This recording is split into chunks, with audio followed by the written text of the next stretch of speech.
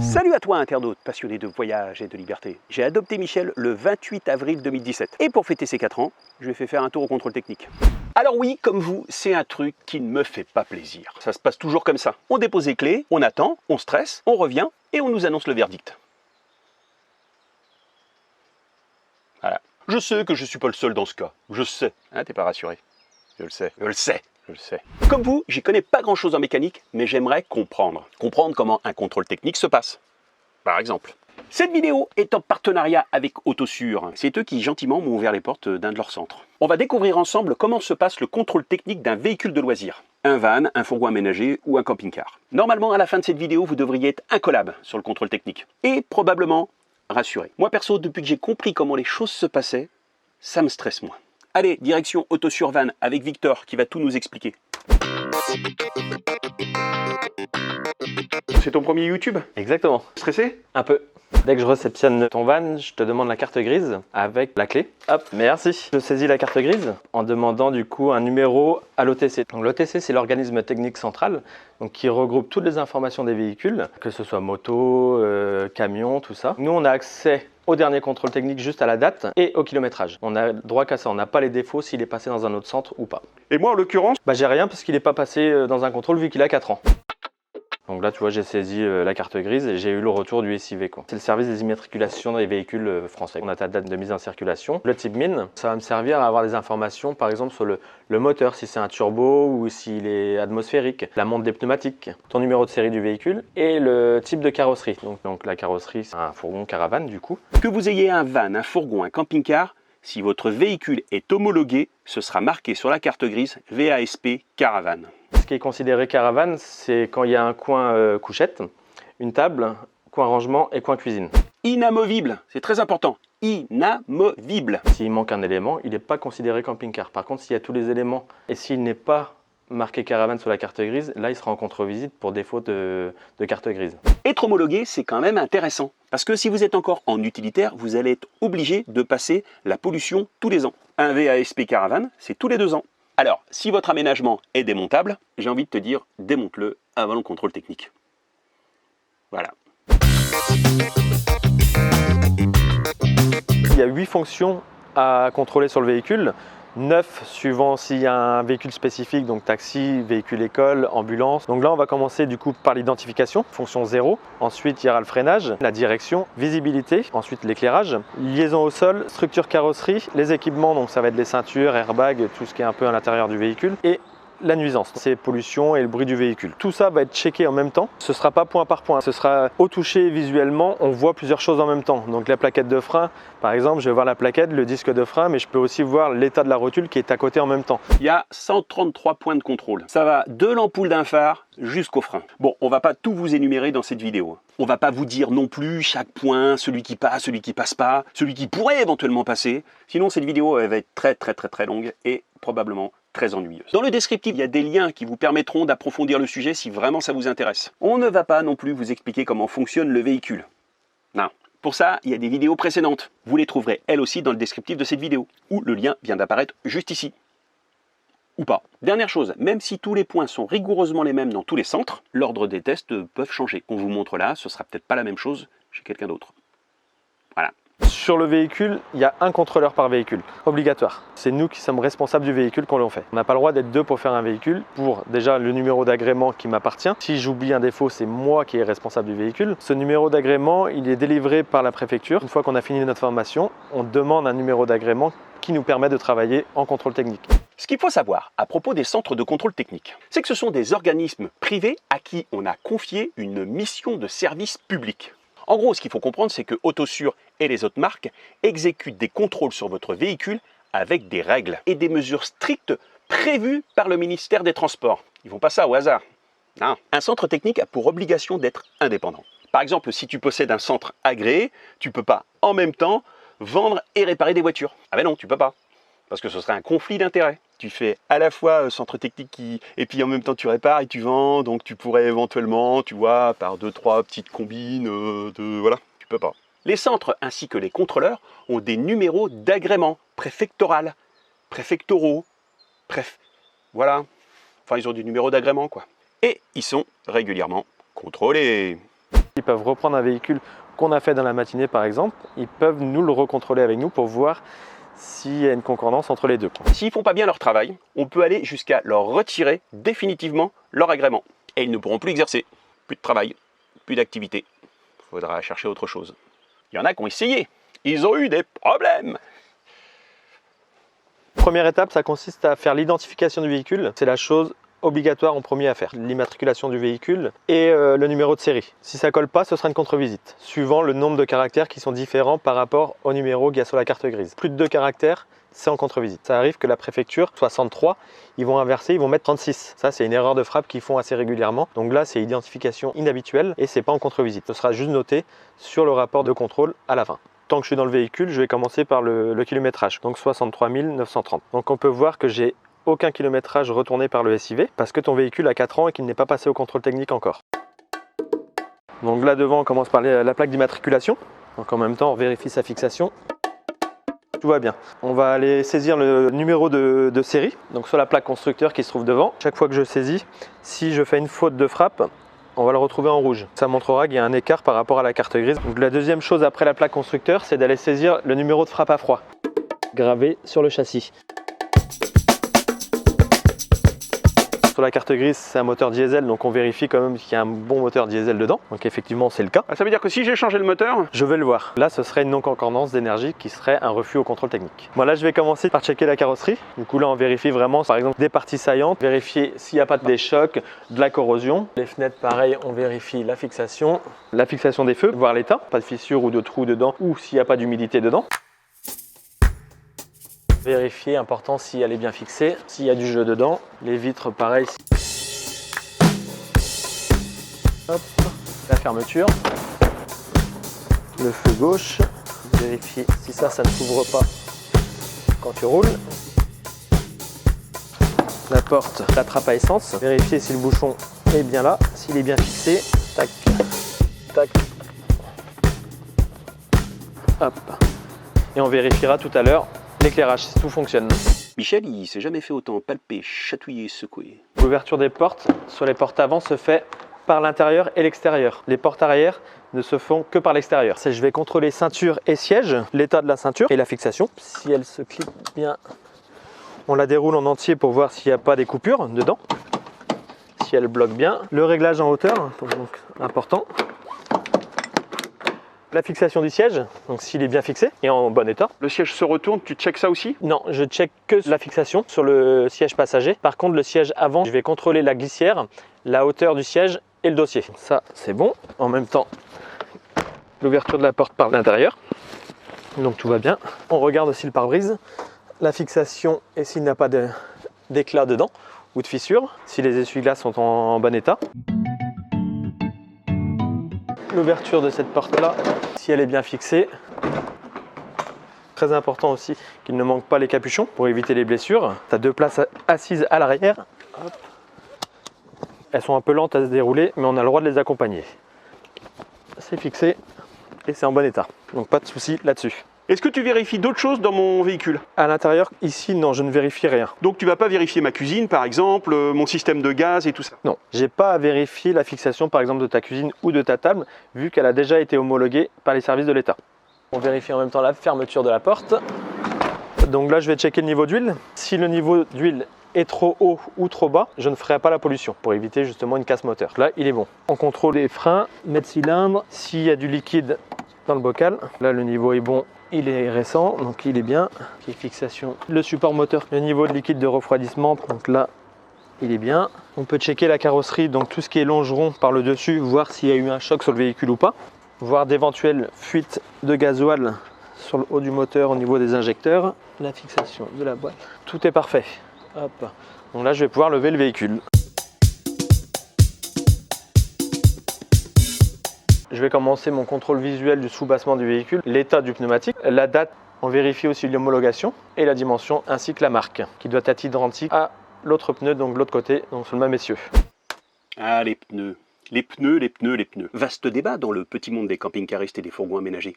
Alors attention, accrochez-vous bien.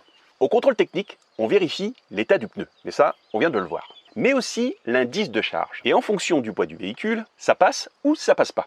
Alors oui, je sais, pour les puristes, ça mériterait des explications beaucoup plus détaillées, beaucoup plus poussées. Mais on n'a pas le temps. Et je ne veux pas perdre ceux qui veulent comprendre. Ce qu'il faut retenir, pour le contrôleur, peu importe que vous soyez plus lourd que le PTAC inscrit sur la carte grise. Je le répète, c'est l'indice de charge de vos pneus qui compte. Il s'en fout en fait que votre pneu il soit renforcé ou pas, qu'il soit C ou CP. Il s'en fout. Bon, je rappelle que ce n'est pas le contrôleur qui dicte les règles. Lui, il est juste là pour effectuer des contrôles techniques. Bon, en même temps, s'il y avait contre-visite au-delà de 3,5 tonnes, il y aurait 90% des camping-cars qui seraient out. Contrôle du jeu dans les rotules. S'il y a du bruit dans le roulement, on vérifie aussi s'il y a par exemple une pointe, un clou intérieur et extérieur également. Comme je le disais tout à l'heure dans la vidéo, on vérifie plusieurs points, plusieurs fonctions en même temps. Donc là, j'ai le pneumatique, mais j'ai aussi le flexible de frein qui se retrouve ici. On regarde s'il n'a pas d'hernie ou s'il n'a pas de fissure. Les capteurs. Et on peut s'apercevoir que de ce côté-là, il y a une fuite sur l'amortisseur. Non. Si. Donc là, ton véhicule, il va être refusé au contrôle technique. Défaut d'étanchéité d'amortisseur. Donc ça, c'est une contre-visite. On vérifie aussi le ressort d'amortisseur peut être fissuré ou cassé. Là, il est en bon état. Donc on fait ça sur chaque roue.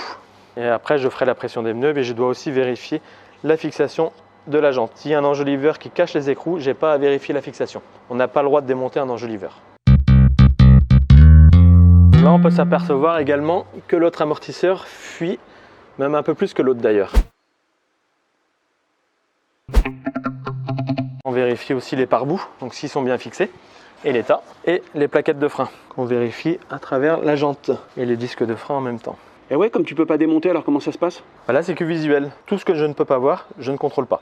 Mais là, elles sont visuellement en très bon état. Elles sont comme neuves.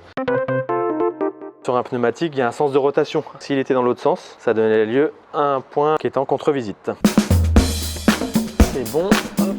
On va dans la saisie des défauts. Donc là, les amortisseurs, c'est dans la liaison au sol. Amortisseur, là en l'occurrence, c'est une fuite. Amortisseur endommagé ou donnant des signes de fuite ou de dysfonctionnement grave. Avant gauche et avant droit. Donc là, on arrive sous le véhicule. Pareil, je check si l'amortisseur, par exemple, il est bien fixé. L'état de la jante, si elle n'a pas de choc. L'état du pneumatique à l'intérieur également. Donc la rotule, les soufflets. Là, le cardan et l'état du soufflet. Là, il est en bon état. Et de ce côté-là, tout va bien. Niveau carrosserie, donc tant qu'à faire, on regarde un peu partout. Donc s'il n'y a pas de choc à l'avant. Le moteur, s'il n'y a pas de fuite de gasoil ou d'huile, là, tout est sec. Donc là, il y a une petite fuite, il y a une fuite sur la clim. Bon, ça, c'est pas contrôlé pour nous, quoi. Donc pareil que l'autre côté, on contrôle la fixation de la transmission, soufflet, l'état de la jante et le pneumatique à l'intérieur. N'importe qui n'est pas contrôleur technique, quoi. Non, il faut faire une formation. Maintenant, on demande un bac pro. Généralement, la plupart du temps, c'est d'anciens mécaniciens automobiles ou poids lourds qui se reconvertissent en contrôleur technique.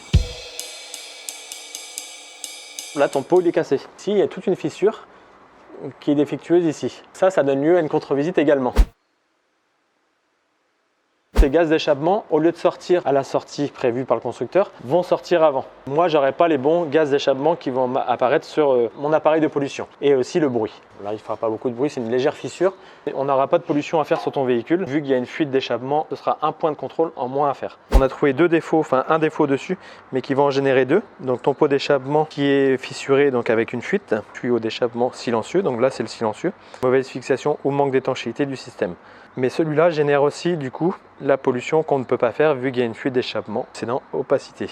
On contrôle impossible des émissions à l'échappement. Donc il n'y aura pas de pollution sur ton véhicule, mais qu'on refera une fois que la réparation sera faite. On vérifie l'état, s'il y a de la corrosion. En même temps, on vérifie le châssis et les canalisations de frein qui sont là aussi également, donc ils sont partout, qui vont de l'avant à l'arrière. Est-ce que tu checkes mon réservoir d'eau grise? La fixation, s'il est bien fixé, s'il ne risque pas de tomber. Et voir également s'il n'a pas une fuite et que tes eaux usées partent dans l'environnement, c'est pas bon du tout, quoi. Ça peut être un motif de refus. Il y a une traverse derrière le pare-choc, donc ça fait partie du châssis, c'est ce qui amortit les chocs. Donc on vérifie généralement tout ce qui est ici, donc la traverse ça commence là, qui va sur un longeron. Quand ça prend un choc, tout ici se déforme, tout derrière. Si elle est trop déformée, elle sera en contre-visite. Il faudra aller voir le carrossier. Pareil, ici tant qu'on est à l'arrière, on vérifie les amortisseurs. Tu as monté un amortisseur pneumatique, donc on doit contrôler le coussin. Et la fixation également aussi. Donc là on voit ils sont bien gonflés, il n'y a pas de fuite. Pareil de ce côté-là. Disque plaquette, tout est bien. J'aurais plus que la pression des pneus à faire. Combien de temps ça te prend de faire un contrôle technique? Donc un contrôle technique avec la réception et la restitution du véhicule, 45 minutes. C'est déjà arrivé en fait suivant si le véhicule est en très mauvais état et qu'on a beaucoup de défauts à vérifier, 1 heure on va dire. Hop, la partie soubassement est terminée. Donc toutes les fonctions ont été checkées en dessous en fait. Donc là j'ai plus qu'à faire la pression des pneus.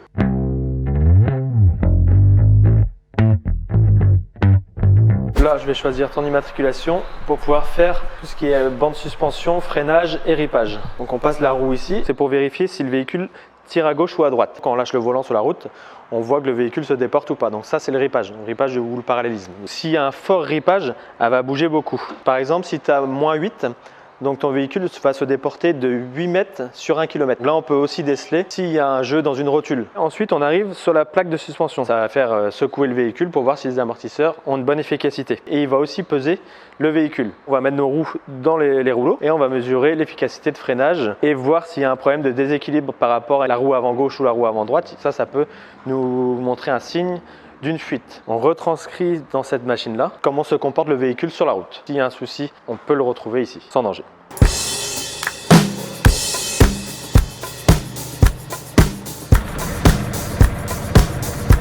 Tu vois tes valeurs, on a vu que tu avais une fuite d'amortisseur tout à l'heure. Ça, c'est l'efficacité de ton amortisseur avant gauche. Il a une fuite, mais il est en très bonne efficacité. 81%. À droite, pareil, tu vois, il a exactement la même chose. Donc, il y a 0 déséquilibre entre les deux. Mais par contre, ils ont une fuite. Donc, ça va se dégrader dans le temps. Je contrôle l'éclairage à l'aide de mes miroirs qui sont positionnés de chaque côté. Donc, les clignotants, les feux de croisement, les pleins phares. Il y en a un dans mon dos aussi également, que je vois dans mon rétroviseur. En marche arrière, donc je vérifie tout ce qui est derrière. Le lave-glace aussi. Le klaxon et je vais pouvoir attaquer le freinage.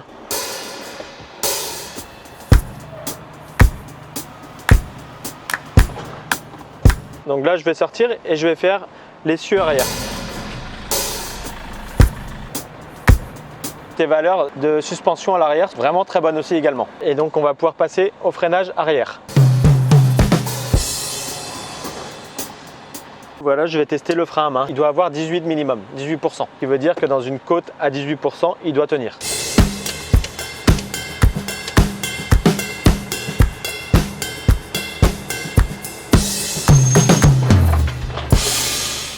Donc là, tu vois, il est bon. Et on va pouvoir faire l'éclairage s'ils éclairent trop haut ou trop bas. Trop haut, ça va être en contre-visite parce qu'effectivement, ça peut éblouir les gens qui sont en face. Trop bas également en contre-visite parce que tu ne vas rien voir avec ton véhicule. Tous les matériels qu'on utilise sont contrôlés une fois tous les 6 mois. La dernière étape va être de contrôler la gestion du moteur. On va regarder si tu as des défauts dans le calculateur. On met le contact. Je prends juste l'OBD parce que je sais que j'ai pas de pollution à faire vu que tu as une fuite d'échappement. Donc là, je vais juste faire le contrôle du calculateur. Donc là, il va rechercher des protocoles, donc voir s'il y a des défauts dans le calculateur dessus. Des fois, il y a des gens qui règlent leur moteur. Ça peut jouer sur ce truc-là? Moi, je ne le verrai pas, sauf si le voyant moteur est allumé, ce qui arrive des fois que quand ils font des reprogrammations moteur, les voyants s'allument. Donc là, ce sera en contre-visite, mais généralement, on ne le voit pas. Ça ne changera rien au test du contrôle. Il me demande l'état du voyant, s'il est éteint, allumé ou clignotant. Éteint, ça passe au contrôle, donc il n'y a pas de contre-visite. Allumé ou clignotant, ça donne lieu à une contre-visite. Là, on voit qu'il n'y a pas le voyant moteur allumé. Donc c'est que tout va bien. Niveau gestion moteur, tout est bon.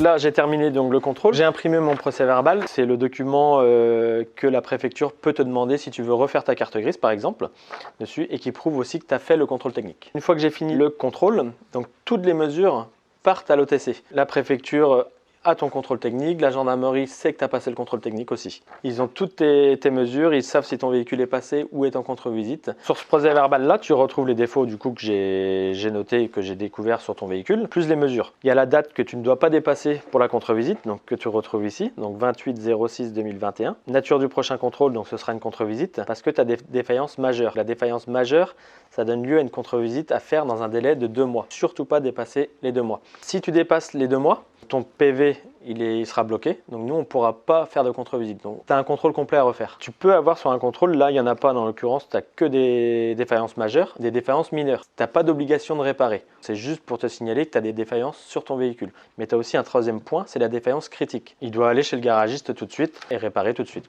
Là tu as une interdiction de circuler à partir de minuit le soir.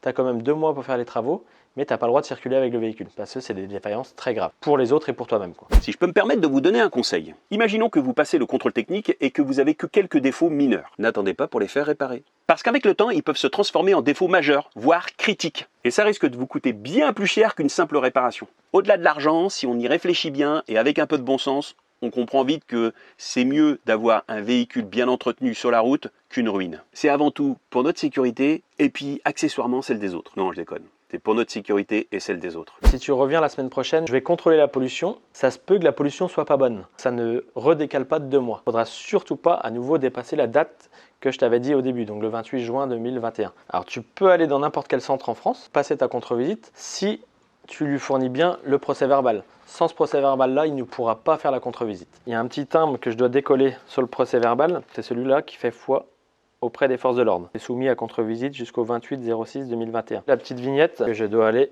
mettre sur ton pare-brise. Après, le client, s'il veut l'enlever, il peut l'enlever, mais moi, je suis obligé de la mettre. Je mets une petite pochette, donc c'est terminé. Je vous rends les clés. Tu me vois maintenant? C'est vrai. Je donne ça et j'ai plus qu'à aller mettre la vignette sur le pare-brise.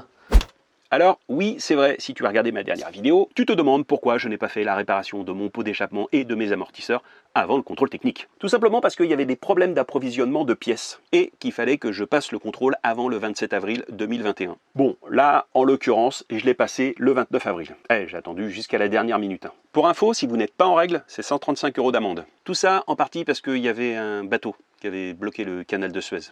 Pour info, ça c'est la deuxième pour info, votre assurance vous assure même si vous n'êtes pas en règle avec le contrôle technique. Bon, on va pas se cacher que si vous avez un accident et que vos freins défaillants sont mis en cause, il est fort possible que cette négligence que vous avez eue envers le contrôle technique se retourne contre vous.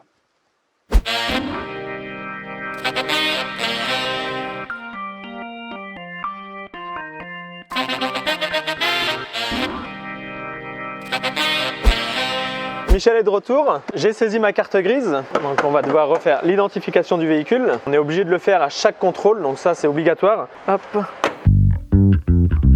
On voit que les amortisseurs ils sont bien neufs, ils ont même changé les ressorts, dis donc. Non, on les a nettoyés. Ah bah dis donc, ils sont bien propres. Je vérifie la même chose que la première fois, c'est déjà arrivé que des pièces ne soient pas changées. Pareil l'autre côté, il est neuf aussi et il n'y a pas de fuite.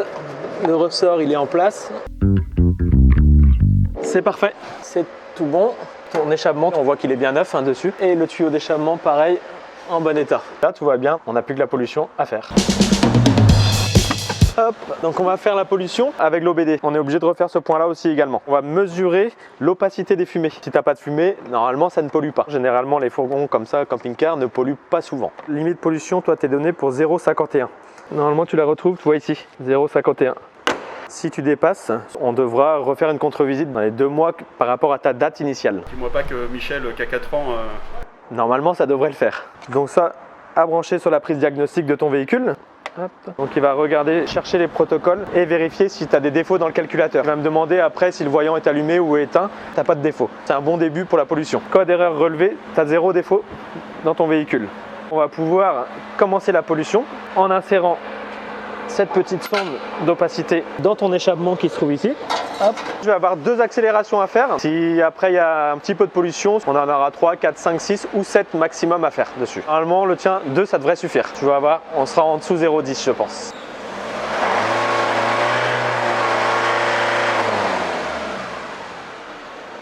Là ta première accélération elle est bonne. Si je refais la même, normalement ce sera bon. Véhicule conforme. Donc t'es bon pour la pollution. Donc là on a juste la suspension à refaire. Donc je vais juste le configurer en mode suspension. Quand ça touche à la suspension, donc je suis quand même obligé de refaire l'arrière.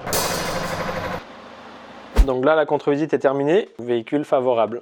Donc c'est valide pour 2 ans. La première fois c'était marqué contrôle technique périodique. Donc là on s'aperçoit que tous les défauts que tu avais en contre-visite, donc les suspensions et ta pollution ne sont plus là. Donc on a aussi les valeurs donc, de suspension et de pollution qui se retrouvent sur le procès verbal. On enlève ton petit timbre du procès que je dois coller sur ta carte grise. C'est reparti jusqu'au 28/04/2023. Et on laisse toujours l'autre. Si tu veux vendre ton véhicule, tu seras obligé de donner la carte grise. Là, ils pourront voir qu'il y a déjà eu une contre-visite sur ton véhicule, mais qui a été validée aujourd'hui. Dernière opération, on change l'ancienne vignette que je t'ai mise pour 2 mois. Et là, ton contrôle est validé, c'est terminé. Merci Victor. Mais de rien, merci à toi, merci à Michel. Et puis bon voyage à toi. Pour avoir passé beaucoup de temps avec la team Autosur, je peux vous dire que mon regard a bien changé sur le contrôle technique. En fait, je le vois plus comme une sanction ou une taxe. Je le vois plutôt comme un check-up de mon véhicule. Voilà les amis, j'espère que cette vidéo vous a plu. N'hésitez pas à la liker, à la partager sur les réseaux sociaux, à mettre un commentaire, à poser une question juste sous cette vidéo et à vous abonner à cette chaîne si vous ne l'avez pas encore fait. Allez, à plus, salut, ciao. Donc on peut s'apercevoir que ton antenne est restée collée. Donc elle est restée bloquée.